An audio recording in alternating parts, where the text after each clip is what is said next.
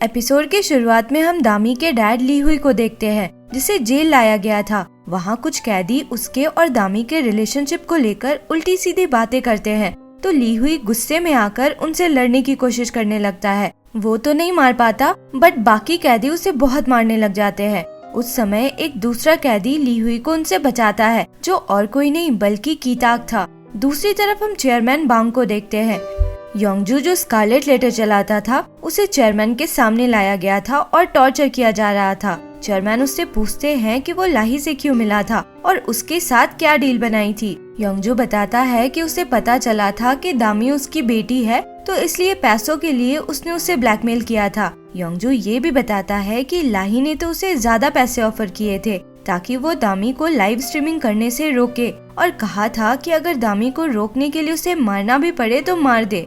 Chairman को विश्वास नहीं हो रहा था, तो योंगजू अपने फोन की कॉल रिकॉर्डिंग चेक करने को बोलता है। उसने वो कॉल रिकॉर्ड कर लिया था। रिकॉर्डिंग सुनकर चेयरमैन और भी गुस्से में आ जाते हैं कि अपनी खुद की बेटी के बारे में वो ऐसा कैसे बोल सकती है। योंगजू फिर कहता है कि उसने दामी को नहीं मारा है, वो उसे डराने जरूर वाला था, पर उससे पहले ही वो भाग गई थी। चेयरमैन का आदमी उससे पूछता है कि उसने स्कारलेट लेटर शुरू क्यों किया था, दामी से उसकी क्या दुश्मनी थी। योंगजू बताता है कि किसी और के कहने पे उसने स्कारलेट लेटर शुरू किया था। चेयरमैन पूछते हैं कि किसके कहने पे, तो वो पहले तो नहीं बता रहा था, पर थोड़े और टॉर्चर के बाद वो जिन्मो का नाम बता देता है। नेक्स्ट सीन में हम देखते हैं कि जिन्मो अपनी कार से कहीं जा रहा था, तो चेयरमैन के लोग उसे पकड़ने के लिए उसे घेर लेते हैं, पर किसी तरह वो बच के निकल जाता है। इधर चेयरमैन अपने आदमी से पूछते हैं कि लाही के नाम पे क्या क्या प्रॉपर्टीज हैं, तो वो आदमी बताता है कि एक घर है और $30 मिलियन की एक बिल्डिंग। दोनों ही उसे चेयरमैन से मिला था।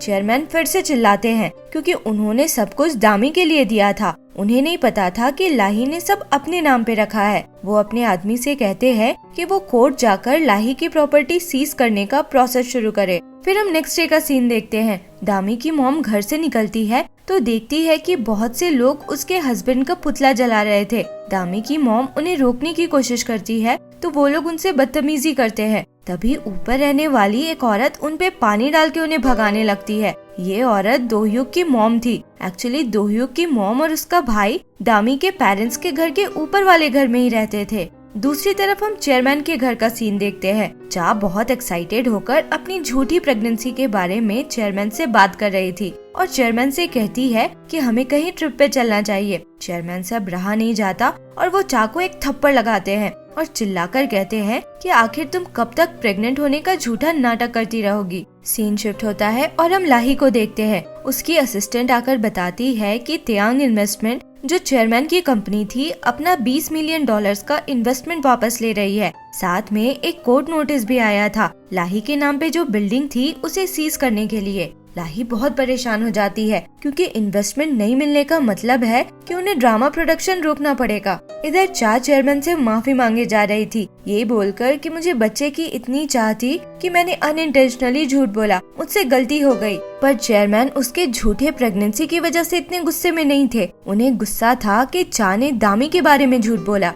चाह चेयरमैन को कन्विंस करने लगती है कि उसने झूठ नहीं बोला था। बांग दामी नाम की लड़की सच में उनके हॉस्पिटल आई थी। तो चेयरमैन दामी के दूसरे हॉस्पिटल वाले मेडिकल रिपोर्ट्स दिखाते हैं, जिसमें ये क्लियरली लिखा था कि दामी कभी प्रेग्नेंट थी ही नहीं। चेयरमैन चाह से कहते हैं कि वो उसका मेडिकल लाइसेंस तो रद्द करवाएंगे ही, अपनी बिल्डिंग भी वापस ले लेंगे। असल में चाह का हॉस्पिटल जिस बिल्डिंग में चल रहा था वो चेयरमैन की बिल्डिंग थी और उन्होंने उसे दे रखा था। चेयरमैन को चाह के कर्जों के बारे में भी पता चल चुका था और वो समझ गए थे कि चाह ने ये सब कुछ पैसों के लिए किया है। वो कहते हैं कि मेरी फीलिंग्स तुम्हारे लिए सच थी, अगर तुमने मुझसे पैसे मांगे होते तो मैं दे देता। फिर वो चाह को घर से बाहर निकलवा देते हैं। फिर हम लाही को देखते हैं। उसे समझ नहीं आ रहा था कि चेयरमैन अचानक से ये सब क्यों कर रहे हैं। तभी उसे चेयरमैन का कॉल आता है। वो कहते हैं कि जो पैसे मैंने तुम्हें दिए थे उन्हीं पैसों से तुमने दामी को मरवाया है ना, तो मेरा अब ये प्रॉमिस है कि बचे हुए उन्हीं पैसों को अब तुम्हें मारने में यूज किया जाएगा।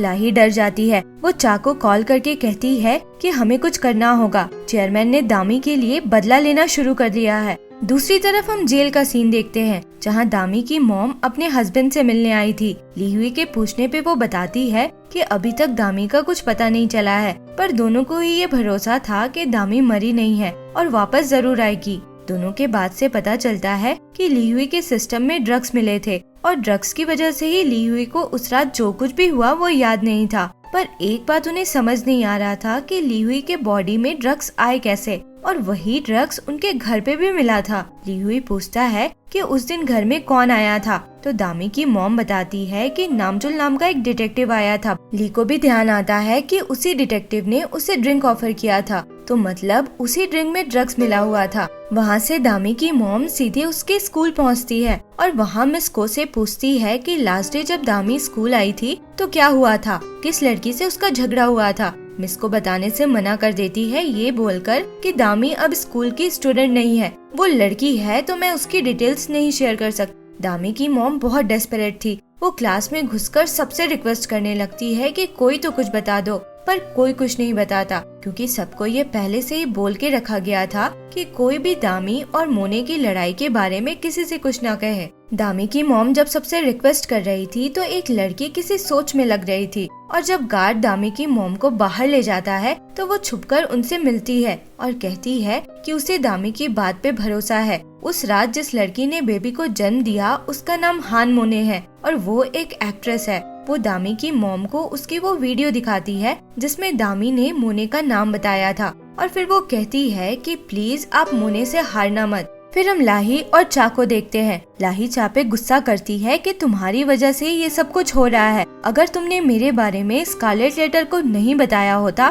तो ये सब नहीं हो रहा होता। लाही और चा दोनों ही परेशान थे। एक तरफ लाही की कंपनी बंद होने वाली थी और दूसरी तरफ चा का मेडिकल लाइसेंस जाने वाला था। अचानक लाही को कुछ ध्यान आता है और वो पूछती है कि चेयरमैन ने अपनी वसीयत में कुछ चेंज तो नहीं किया है ना। चा कहती है कि अभी के लिए तो हॉस्पिटल बिल्डिंग मेरा ही है, चेयरमैन ने कहा था कि बच्चा होने के बाद वो अपना पूरा इनहेरिटेंस मुझे दे देंगे। दूसरी तरफ हम जिन्मू को देखते हैं। उसका एक आदमी उसके कहने पे दामी के फैमिली रिलेशन वाला डॉक्यूमेंट लाकर देता है और बताता है कि उसके ग्रैंडफादर बहुत रिच हैं। चेयरमैन बांग का नाम देखकर जिन्मो की हालत खराब हो जाती है क्योंकि उसे पता था कि चेयरमैन बांग रिच तो है ही, साथ में पावरफुल भी हैं। वो अपने आदमी से कहता है कि चेयरमैन हम पे अटैक करे उससे पहले हमें कुछ करना होगा। फिर हम मोने को देखते हैं। वो अपने ड्रामा के स्क्रिप्ट रीडिंग में आई थी और बहुत एक्साइटेड लग रही थी। अचानक वहाँ दामी की मॉम आ जाती है और सबके सामने ही मोने पे चिल्लाने लगती है कि जिस फ्रेंड ने तुम्हारी हेल्प की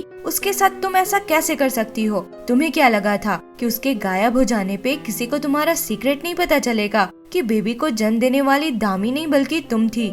मोने सबसे कहने लगती है कि मुझे नहीं पता कि ये क्या बोल रही है, मैंने तो कभी दामी से बात भी नहीं किया था। दामी की मॉम कहती है तुम झूठ बोल रही हो, मुझे पता है जिस दिन दामी गायब हुई उस दिन तुम दोनों का झगड़ा हुआ था। दामी की मॉम बहुत ज्यादा चिल्लाने लगी थी तो ड्रामा का डायरेक्टर उन्हें बाहर तो निकलवा देता है, पर मोने की तरफ देखकर कहता है कि शायद हमें नई एक्ट्रेस की जरूरत पड़ेगी। दामी की मॉम बाहर निकलकर चेयरमैन को कॉल करती है और बताती है कि जिस लड़की ने दामी को फंसाया उसका नाम हान मोने है, और ये भी बताती है कि हान मोने की एजेंट और कोई नहीं बल्कि लाही है। चेयरमैन अपने आदमी को एक प्रेस कॉन्फ्रेंस ऑर्गेनाइज करने को बोलते हैं ताकि सबको पता चले कि दामी के ग्रैंडफादर वो हैं। इधर मोने जिन्मो को कॉल करके बताती है कि दामी की मॉम को सब कुछ पता है, तो जिन्मो कहता है कि मुझे क्यों कॉल कर रही हो, अपनी एजेंट को कॉल करो। मोने के से कांटेक्ट कराने को बोलती है तो जिन्मो कहता है कि वो खुद के से कांटेक्ट नहीं कर पा रहा है। फिर बताता है कि दामी के ग्रैंडफादर बहुत ही रिच आदमी है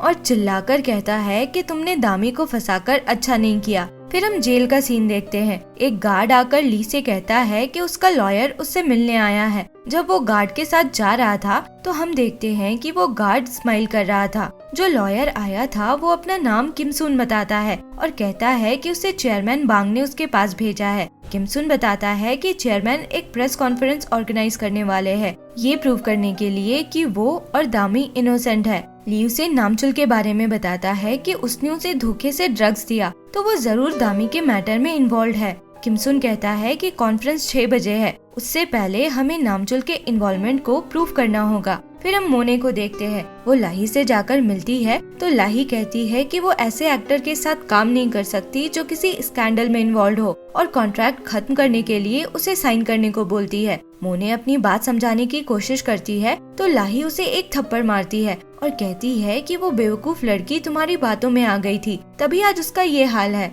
मोने अब एक्सेप्ट कर लेती है कि बच्चा उसका था। फिर लाही से कहती है कि आप जानना नहीं चाहती क्या कि बच्चे का फादर कौन था। दूसरी तरफ किम सुन धीरे से ली से कहता है कि चेयरमैन बांग के कनेक्शन की मदद से वो 2 घंटे के लिए उसे जेल से निकलवा सकता है। उतने टाइम में उसे नामजुल के अगेंस्ट कुछ एविडेंस ढूंढना होगा और उसे एक फोन भी देता है। ली जब गार्ड के साथ बाहर की तरफ जा रहा था तो हम उस गार्ड के फिंगर नेल को देखते हैं जिसमें अजीब सा डिजाइन बना था और वो अपने नेल्स फ्लिक कर रहा था। इधर लाही मोने से बात ही कर रही थी तो उसे चा का कॉल आता है ये बताने के लिए कि चेयरमैन प्रेस कॉन्फ्रेंस ऑर्गेनाइज कर रहे हैं। घर से निकलने पे चेयरमैन रिपोर्टर से कहते हैं कि दामी मरी नहीं है और उसके साथ जो भी हुआ है वो प्रेस कॉन्फ्रेंस में बताएंगे। उस समय हम लाही और चा को देखते हैं जो अपनी कार से चेयरमैन की कार को फॉलो कर रहे थे। दूसरी तरफ जेल से निकलकर ली सीधा नामचुल के घर पहुंचता है। वहां उसे ड्रग्स के पैकेट्स मिलते हैं। नामचुल भी उस समय घर पे ही था तो वो उसे मारता हुआ पूछने लगता है कि उसे किसने हायर किया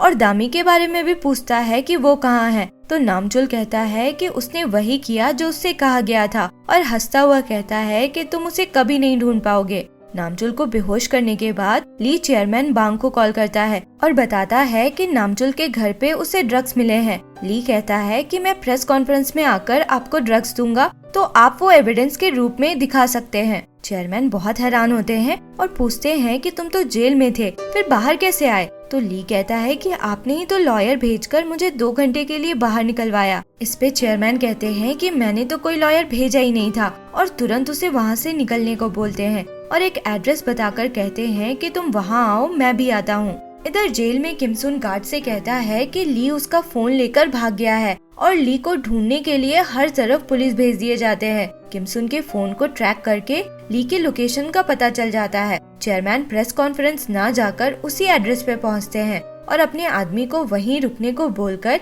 अकेले ली से मिलने के लिए बढ़ते हैं। चा और लाही भी चेयरमैन को फॉलो करते हुए वहां तक पहुंच गए थे और चेयरमैन जब एक ब्रिज पे अकेले थे तो दोनों वहां पहुंचकर प्रेस कॉन्फ्रेंस कैंसिल करने को बोलते हैं। तो चेयरमैन मना करते हैं और चिल्लाकर कहते हैं कि ये मेरा प्रॉमिस है, मैं तुम दोनों को मार दूंगा। वो अपने स्टिक से दोनों को मारने की भी कोशिश करते हैं तो दोनों उनके हाथ से स्टिक ले लेती हैं और स्ट्रगल के बीच में ही चा उन्हें ब्रिज से नीचे गिरा देती है जिससे चेयरमैन की डेथ हो जाती है। इधर ली हुई उस ब्रिज तक पहुंचा भी नहीं था कि उससे पहले ही पुलिस वाले आकर उसे पकड़ लेते हैं। वो चिल्लाता रह जाता है कि मुझे बस 10 मिनट दे दो।